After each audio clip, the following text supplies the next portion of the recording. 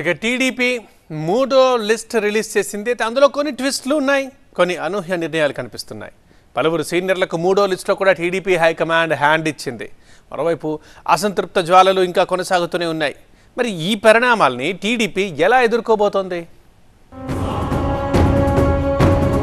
ఇప్పటికే 2 లిస్టుల్లో 128 అసెంబ్లీ స్థానాలకు అభ్యర్థులను ప్రకటించిన టీడీపీ మూడో లిస్టులో 11 అసెంబ్లీ 13 ఎంపీ స్థానాలకు అభ్యర్థులను ఖరారు చేసింది.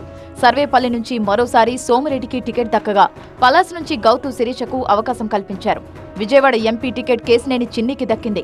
ఇక్కడ అన్నదమ్ముల మధ్య పోరు జరగనుంది. ఇక మరో కీలక నేత బీకే పార్థసారథికి హిందూపురం లోక్సభ సీటు కేటాయించింది టీడీపీ. ఇటీవల పార్టీలోకి వచ్చిన లావు శ్రీకృష్ణదేవరాయలు, వేమిరెడ్డి ప్రభాకర్ రెడ్డి సిట్టింగ్ స్థానాల్లోనే టీడీపీ తరపున పోటీ చేయబోతున్నారు. శ్రీకాకుళం ఎంపీ బరిలో మరోసారి రామ్మోహన్ నాయుడు నిలబడ్డారు.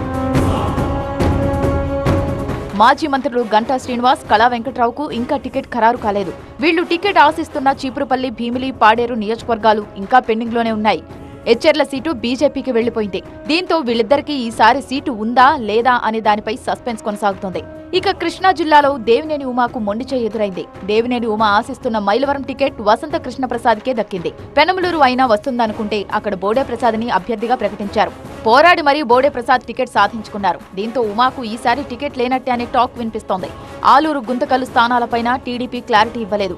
గుంతకల్లు సీటు జయరాంకే అని ప్రచారం జరిగినా ప్రకటన రాలేదు. అనంతపురం సీటుపైన చంద్రబాబు స్పష్టత ఇవ్వలేదు.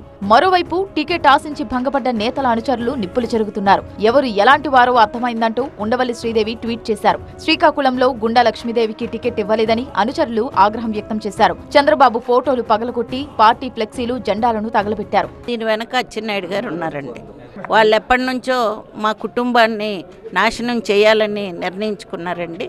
వాళ్ళ కోరిక నెరవేరిందండి. వెంటనే నిర్ణయం కాకుండా 2 రోజుల్లో అందరినీ కూర్చోబెట్టి, ఎలాగో ఎలక్షన్ 4 రోజులు ఉంది, వారి నిర్ణయం మేరకు మేము నడుచుకుంటామని తెలియజేస్తున్నాను. మొత్తంగా 139 అసెంబ్లీ 13 ఎంపీ స్థానాలకు టీడీపీ తరపున అభ్యర్థులు ఖరారయ్యారు. మరో 5 అసెంబ్లీ 4 పార్లమెంట్ స్థానాలకు అభ్యర్థులను టీడీపీ ప్రకటించాల్సి ఉంది.